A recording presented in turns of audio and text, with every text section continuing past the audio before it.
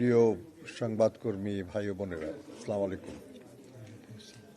আমরা আজকে মূলত একটা বিষয় নিয়ে কথা বলতে এসেছিলাম। বিষয়টা ছোট কিন্তু খুব গুরুত্বপূর্ণ। সেটা হলো যে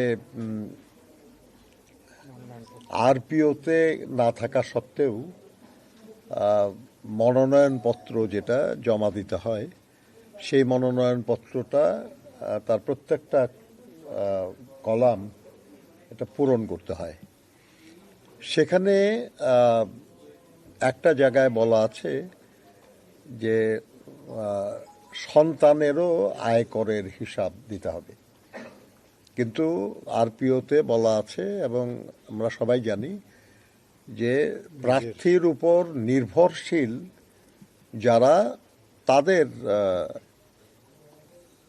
তার উপার্জন বা আয় ইত্যাদির হিসাবটা দিতে হয়। কিন্তু এবার সেটার সাথে সন্তান বলে একটা কলাম করা হয়েছে, যেটা নিয়ে সব জায়গায় একটা প্রশ্নের উদ্রেক হয়েছে যে এটা মানেটা কি। কারণ অনেকের সন্তানরা নিজেরাই উপার্জনক্ষম এবং তারা নির্ভরশীল নন। অনেকেই দেশের বাইরে থাকেন, অনেকেই আলাদা ট্যাক্স পেয়ার, নিজেরা আলাদাভাবেই ট্যাক্স পেই তারা আর কি। তো এই বিষয়টা নিয়ে একটা জটিলতা হয়ে গেছে, যার জন্য আমরা নির্বাচন কমিশনকে একটা চিঠি দিয়েছি এবং দিয়ে তাদের সঙ্গে আজকে আমরা কথা বললাম যে এই বিষয়টা যদি খুব দ্রুত স্পষ্ট করা না হয়, যদি এটা থেকে যায় এইভাবে, তাহলে খুব সঙ্গত কারণেই সমস্যার সৃষ্টি হবে। তো প্রধান নির্বাচন কমিশনার মহোদয় এবং তার সঙ্গে যারা ছিলেন, মানে নির্বাচন কমিশনার ছিলেন এবং সিনিয়র সচিব মহোদয় ছিলেন, তারা সবাই একমত আর কি যে আসলে তারা এটা মিন করেন না। তারা মিন করেছেন নির্ভরশীল যারা, তাদের আর কি, যারা সব সন্তানকে মিন করেন নাই। তো আমরা বললাম তাহলে যে এই যে সন্তান লেখা আছে এর মানেটা কি? ব্যাপারটা কনফিউজিং। সেই জন্য তারা রাজি হয়েছেন যে তারা এটা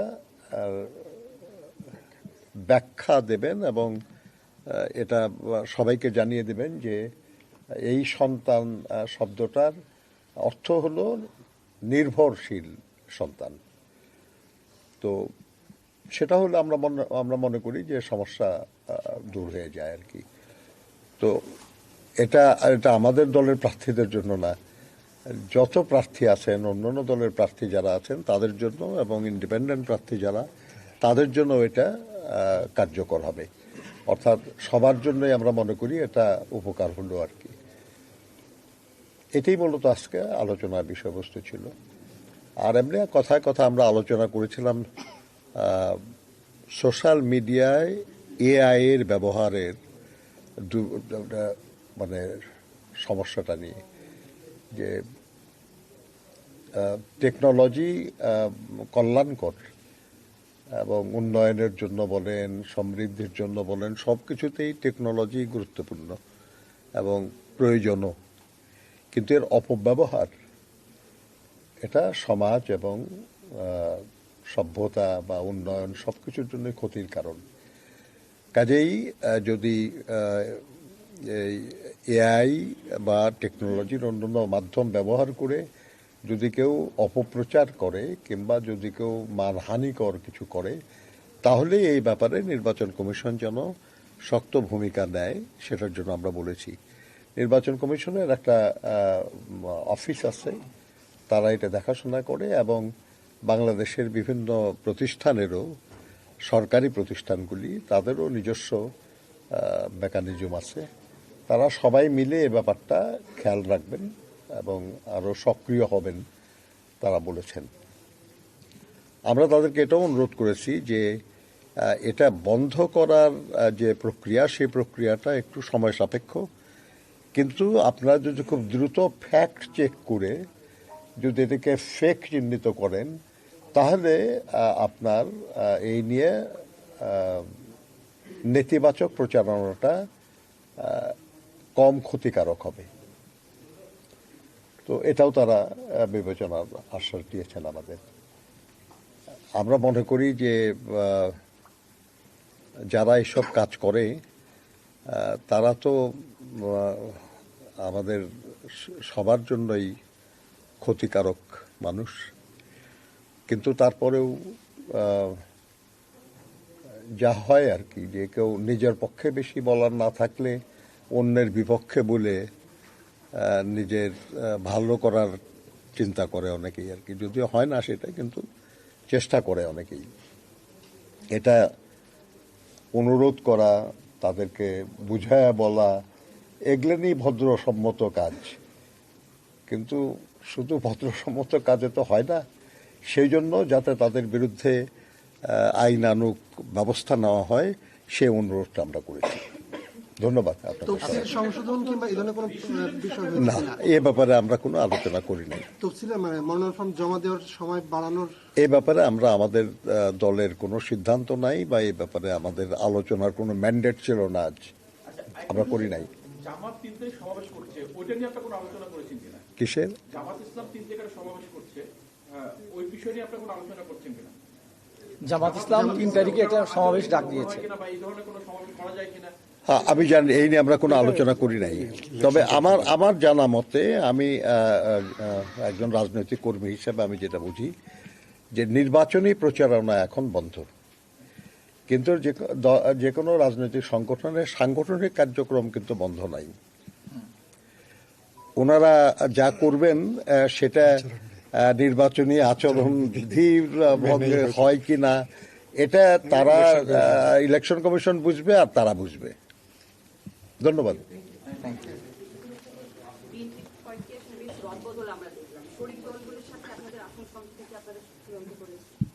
বুঝলাম না। বেশ কয়েকটি রদবদল আমরা দেখেছি, প্রায় 11টি বা 12টি আসনে শরিক দলগুলোর সাথে আসন সমঝোতা কি চূড়ান্ত করা হয়ে গেছে? শরিক দলগুলির সঙ্গে আলোচনা করে করা হয়েছে অনেক কিছু, তারপরেও এখনো সময় আছে, এখনো সময় আছে। মানে এখনো চূড়ান্ত হয়নি। একেবারে চূড়ান্ত তো ভাই কোনো কিছুই কি চূড়ান্ত? আসলে আমার আপনার জীবন, এই আলোচনা, এই প্রেস ব্রিফিং, এই আপনাদের প্রশ্ন এবং তার জবাব, কোনটা চূড়ান্ত ভাই? শোনা যাচ্ছে যে এনসিপির সঙ্গে জামাতের অ্যালাইন হচ্ছে, জোটবদ্ধ হচ্ছে নির্বাচনে। এই বিষয়ে বিএনপি কিভাবে দেখছে, বা বিএনপি কিভাবে দেখছে এটা? বিএনপি একটা গণতান্ত্রিক রাজনৈতিক দল হিসাবে সব রাজনৈতিক দলের স্বাধীন সিদ্ধান্ত গ্রহণের অধিকার স্বীকার করে। যদি কোনো রাজনৈতিক দল তার আদর্শ, ঘোষিত আদর্শ, সেটা অনুযায়ী যদি অন্য কোনো রাজনৈতিক দলের সঙ্গে সম্পর্কিত হতে চায়, সে অধিকার তাদের আছে। অবশ্য আমরা এটাও দেখলাম আর কি, যে তাদের এই সিদ্ধান্ত না, তাদের এই ভাবনার সঙ্গে দ্বিমত পোষণ করে তাদের অনেক নেতৃবৃন্দ দল ছাড়ার ঘোষণা দিয়েছেন। অর্থাৎ মনে হয় যেন তাদের ঘোষিত আদর্শ বা ঘোষিত ভাবনার সঙ্গে তাদের এই নতুন চিন্তা, এটা বোধহয় যাচ্ছে না আর কি। যাই হোক, এটা তাদের ব্যাপার, এটা আমাদের ব্যাপার না। আমি এ ব্যাপারে আমি আপনাদের কিছু বলতে পারবো না, কারণ এটা দলের রাজনৈতিক সিদ্ধান্ত।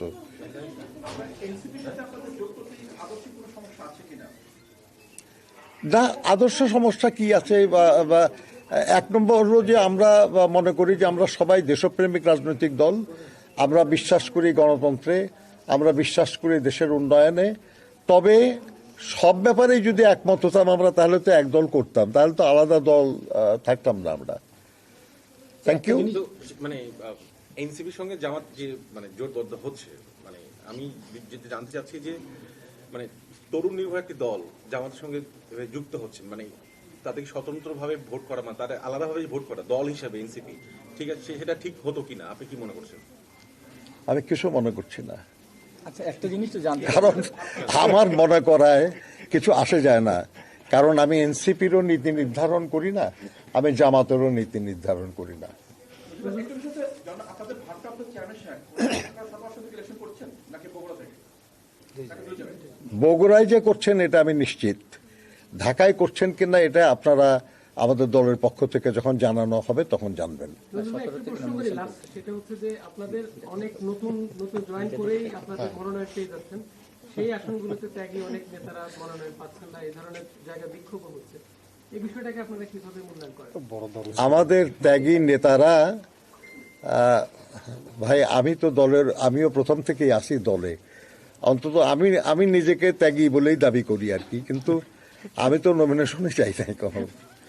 তো এখন ব্যাপার হচ্ছে যে দলের স্বার্থ, দেশের স্বার্থ সবার আগে, ত্যাগী নেতাদের জন্য আরো বেশি আগে।